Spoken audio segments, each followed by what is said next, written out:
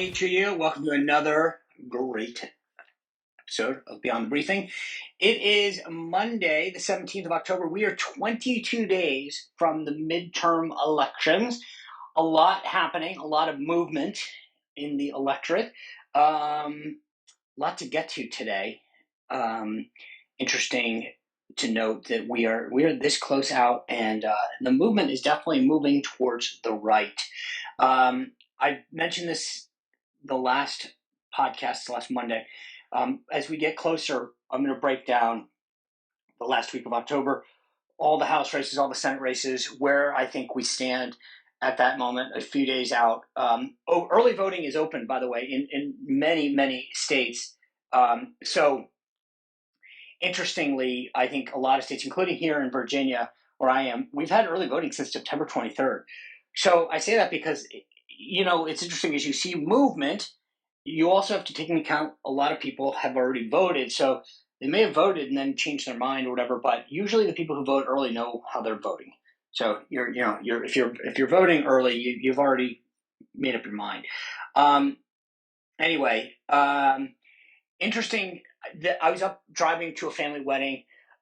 Fascinating to see the support for Lee Zeldin as I drove through New York, and it's reflected in the polls. He's running for governor up there.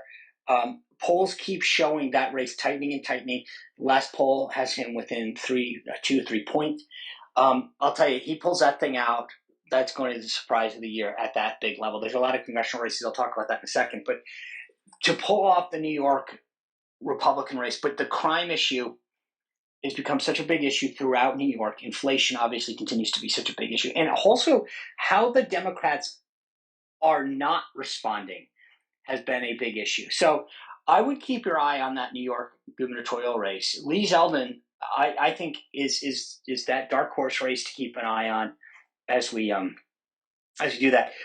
Another race that I'm sort of came on the radar in an interesting way is the Senate race in Utah. Senator Mike Lee is up for re-election. He is running against nominal Democrat, but his real opposition is from a guy named Evan McMullin. Evan McMullin ran as the never Trumper against Trump in 2016 as an independent and didn't really do well. But the one state he did well was his home state of Utah. So now he's running as sort of an independent. The Democrats put up technically a person, but I think he has gotten all the major Democratic support behind him, the independents, and he's trying to get these.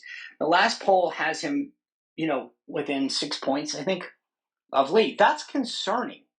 And interestingly enough, Mike Lee was out last week saying that, it's odd that Mitt Romney, and I mean, it's kind of weird that you're asking Mitt Romney to endorse you, but Mitt Romney has sat on the sidelines as this has happened, which is interesting in the sense that it doesn't bode well for Mitt Romney, who's up for re-election, and it's not going to endear him to anybody when he's back in cycle. The reason that matters is that if McMullin were to pull this thing off, I don't think he will, just so we're clear on this, that McMullin has said that he isn't sure who he'll caucus with. First of all, that's ridiculous. You have to caucus with one party or another. Why? Because that's what you get your committee assignments from. That's where you get your all of everything that you get as a senator comes from the leadership. So if you don't caucus anyone, you don't have a home. You don't have anywhere to go home. You don't have anyone to hand out the assignments and schedule things. And it's just, even so, like Bernie Sanders is technically an independent. He caucuses with the Democratic Party. So you can be an independent. You just choose to caucus with one party, and they're the ones who hand you your committee assignments, etc. Anyway, I digress. So, but the Lee campaign, interesting, like they Salt Lake Tribune, I think, let both candidates, it appears, and this is what's weird about this, appears to have let both candidates write an op-ed for themselves.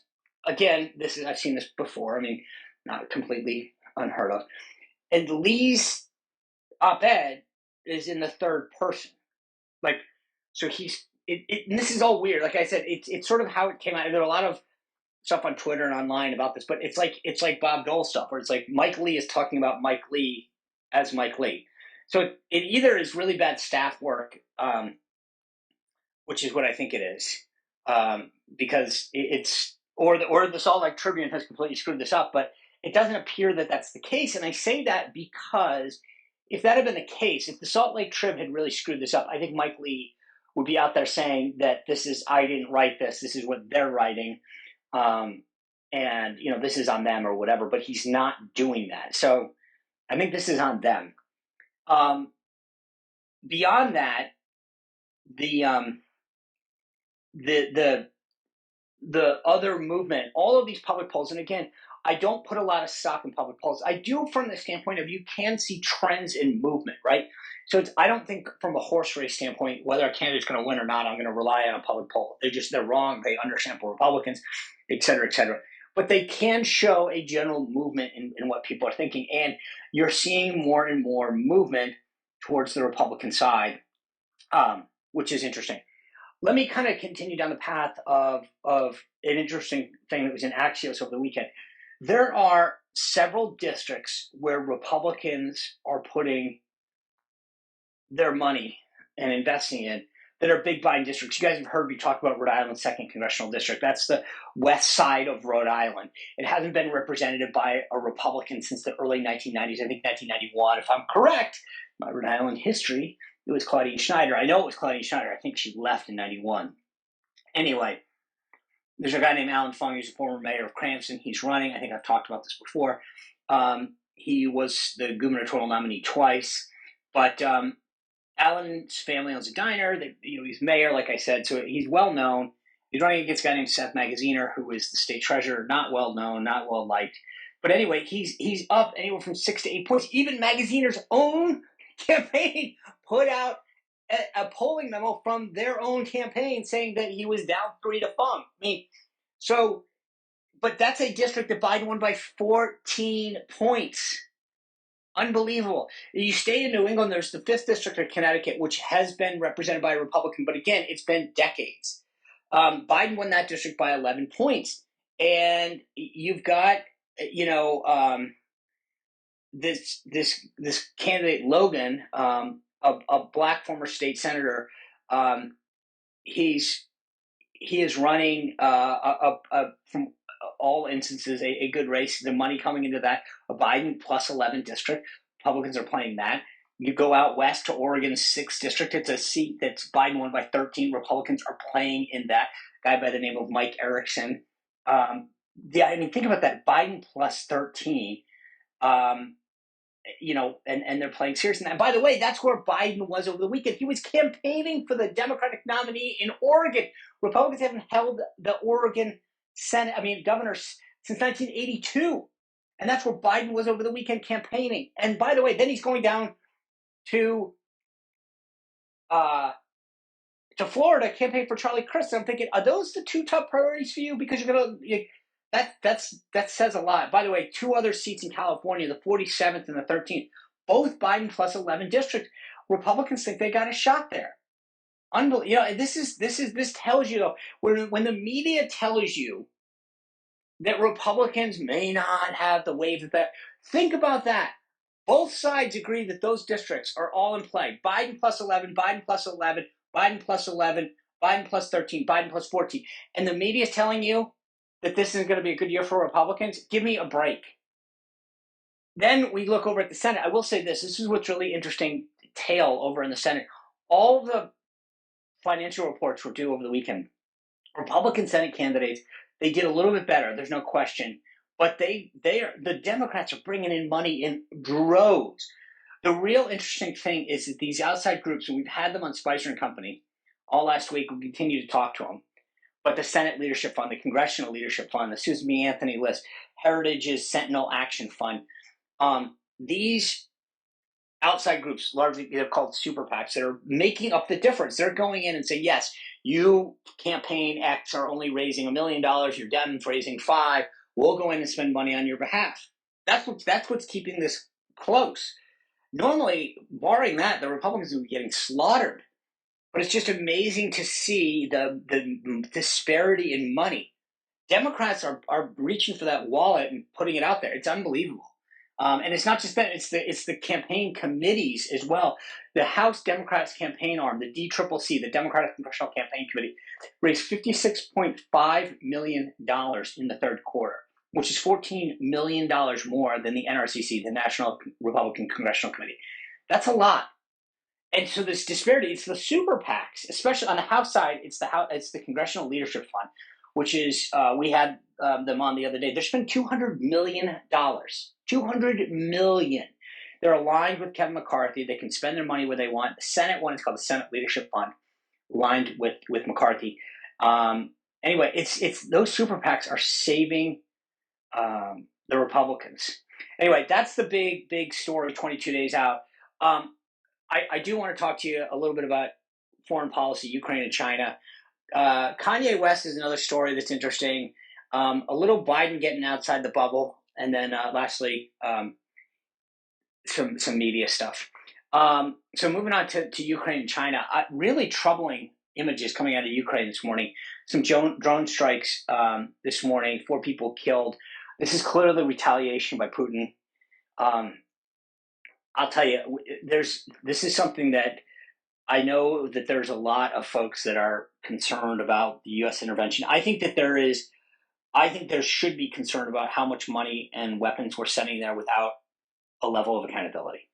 We're just sending money, and from the people that I've talked to that come back, they agree that it's like they're sending money out. No one knows what's happening. There's no accountability. It's not getting to the right places. I think the U.S. in a large degree is checking a box. They want to be able to say we're helping the Ukrainians, and it's true they are, but they're not. This is not real. It's just not. I mean, I've talked to several people who've been over there and back, and they're saying it's a joke what the State Department and DOD is doing. They're sending stuff. There's no coordination. It's sloppy. It's a lot of waste. And it's a very Washington type of thing. Here's how much money we're sending you. This is how much we love you. This is how much we care because this is how much money we spent on you. Very Washington mentality. But what's happening over there is concerning. And I think if Putin isn't stopped, that should be of concern because of this dynamic that exists between Putin and Xi in China. And also this idea of threat of nuclear weapon, number one. Number two, once Putin starts feeling emboldened, that's a very concerning thing for all of us. I said Xi, and that's the other story I just wanted to mention. China actually ordered all of its citizens out of Ukraine yesterday, which is amazing. That should be a sign because of the level of coordination that's happening with Putin. That's number one. Number two is they had this, they call it like a conclave. It's kind of like the Vatican, I guess. And the Chinese legislature, to the extent that that's a Communist Party meeting, I guess, and they're giving Xi another 5-year term. I think the thing that's interesting, I had a conversation with my co-host Lindsay Keith today. We were talking about this, getting ready for the show. Yes, we get up early, and that's how early we get ready for the show. And we're talking about this, and sometimes when people hear foreign policy, their eyes glaze over and they're like, "Oh boy." And I was saying to Lindsay, we're always have this shared interest in China, and I said, the thing is that it's not foreign policy though; it's domestic policy. The growth of China's military and their aggressiveness when it comes to their economic prowess is a threat to our national security and our economic security. This is not a country that is trying to be a competitor to us. Competitors are good. They make you stronger. They make you better. They make you, toughen up yourself. This is someone who wants to destroy us. And if you don't get that, if our politicians don't get that, and it's just amazing to me that all of the talk in Washington over and over again is, we got to stand up to China. And then, by the way, let's buy all our PPE from them. Let's do this to them. We've got to start bringing back our supply chain here. We've got to start waking up militarily. In terms of how big our military is strategically, what we're doing and where we're doing it, but we've got to recognize that this is not these guys aren't kidding around. And Xi, this week is going to get his third term for 5 more years. How many? 5 in the wrong place there. this is a concerning thing, and we've had this decades-long thing since Nixon about trying to appease that and say, hey, if we just spread democracy, China will see the light. That's how it's going to work. We're going to show them the way. They'll want to trade more. They'll want to be more democratic. It's not going to happen, at least for 5 more years now. And the level of aggressiveness that she used with respect to Taiwan, this high up in a speech, should be very concerning. Why? So you're sitting back and you're saying, so what? What happens? I don't care about Taiwan. Let them invade Taiwan. Why do we care? Well, one, strategically, we should really care because they shut off the straits there, and that's a big shipping issue for us. Number two, we have said that we're going to have Taiwan's back. So guess what? China invades Taiwan and we do nothing? What does that say to the rest of the world? What does that say to Iran and North Korea after that botched withdrawal from Afghanistan? Go 2 for 2. I think that sometimes there is a understandable desire by some to say, I don't want to keep intervening around the world. I don't want to be the world's police officer. I don't really understand why we need to care about some of this stuff. We got all these problems at home, and I get it. But I also think that we've got to start thinking long term. Like, these guys are not thinking about next year or next election. They're thinking 20 years down the road. They're thinking about world domination. They're thinking about replacing the U.S. dollar with the yuan. This is how they think. And anyway, I'm very concerned that too many of our politicians are focused on them. And I mean, look, it is what it is when it comes to us. But we don't worry about our border. We don't worry about what's happening in China. It's like, where are the priorities? Next on the list, interesting. I mean, Kanye West, who is now known as Ye, has been in the news quite a bit. Kind of start a little while ago. He sat down with Tucker Carlson a couple of weeks ago. I didn't watch the interview. I saw some of the clips. And again, I can't tell what was in the interview, what was edited out, because I didn't. But he definitely crossed the line when it came to some of the stuff that he made about Jewish Americans and Jews overall. And I don't. And then this began this sort of domino effect of him getting canceled and deplatformed. And I can't say that I've watched the TikTok of everything he said and done and why he was deplatformed. I've never really cared that much, except it's when I woke up this morning, there was this announcement that he has made a move, and at least the email that I got from the Parler folks. Parler is, you might remember, it was the first real alternative to Twitter. And then they got taken out of the App Store and the Google Play Store and restructured and whatever. And at that time, since Getter and Truth Social have launched, etc. But point being is that they're back on. And so then Kanye, or Ye, announced that he was buying it. And Parler has put out a statement. Like I said, I got the statement this morning confirming this. I think part of it is that he wants a guaranteed platform that he can, say things. It was interesting because Elon Musk actually tweeted out that that he had spoken to him and that it was something about, like, it was in his heart and all this. Anyway, I think Elon just wants him on Twitter, and that's a whole other story because I haven't been following that one entirely either. But apparently, he's now in the ongoing saga, will he or won't he, when it comes to buying Twitter, back on the I'm not sure I'm buying it. Anyway, that's so keep an eye on the Kanye thing because I think it's fascinating.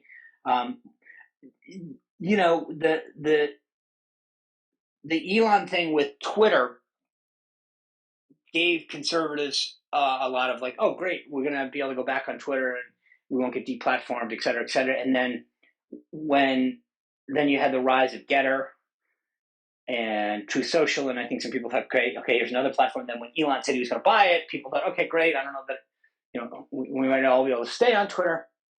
Kanye now doing this. It's sort of an interesting thing. I mean, you've got a marketplace now for sure. I just don't know that how many places can you go to tweet 100 or 280 characters, whatever. I don't even know if all of them have the same limits, but it's definitely an interesting thing. As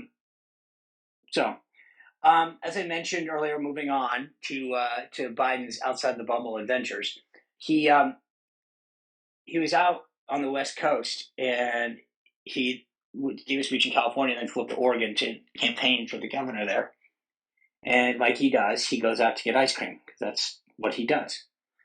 And he says this phrase: "The economy is strong as hell." By the way, Pete Buttigieg said the same thing this weekend. I think this is their new phrase: "The economy is strong as hell." And I'm thinking, the inflation report just came out that says inflation is at back at a 40-year high. Gas prices are on the rise. You had this report come out today that 63% of economists believe that we're either in or heading towards a recession, which I'm not an economist. I got a D in college, but every notable economist prior to the Biden administration had said that 2 consecutive negative quarters of growth was the definition of recession. So I don't know why we're even debating this. Regardless, the idea that this gets back to this idea why I think they're having a problem in the midterms is that the messaging is just stupid. I mean, you're telling everyone everything is fine, and it's not. So I think this is part of the problem. He's out there having ice cream, talking about the economy strong as hell. Anyway, lastly, as I always kind of try to wrap up with something about the media, a couple thoughts about this weekend. So the Sunday shows, at least from a cursory look, didn't have any discussion about the Durham, the special counsel Durham report, or trial rather, and the Danchenko trial, which is, they're going after this guy for lying, as far as, the special counsel Durham is going after Danchenko for lying and Crossfire Hurricane, the Russia hoax, blah, blah, blah. And not one mention of it. And none of them mention Mayorkas either, the Secretary of Homeland Security, who's going through this whole scandal. I mean, I think it shows you, again, I mean, I've talked about this over how tone deaf it is. And so I was looking at some of the guest lineup. Meet the Press literally didn't have a Republican guest. It was the guys that they interviewed were all from the left. You wonder why these reporters don't get it. And they talk about, the New York Times and going to Atlanta. And it's like they sit and they go to their own enclaves. They read it's like this. It's a big circular stuff. They read their own stuff. They visit their own people, hang out with big groups of liberals and Dems. And then they miss it every time. And they wonder why they get it wrong over and over again. Fascinating. There was also a story that I thought was fascinating. It was actually in the Washington Post, which in itself was fascinating, about how these newspapers, quote unquote, were filling the void of traditional media. Well, the void was that they're all leftist papers. So in other words, the progressive left, is creating, quote unquote, fake newspapers because we're admitting that they're not real. And then mailing that so that you'll get this paper and it looks like it's a real newspaper, the Independent or something, right? And all it is all articles about issues that are left-leaning and left-geared. So it's a fascinating tactic. It's not the first time that this has happened, by the way, but it's apparently a much bigger and more robust effort than ever happened. So anyway, I thought that was a fascinating take. So anyway, all good stuff. So that kind of wraps it up for today. As I said, we're 22 days out. A lot to get to as we continue to go forward.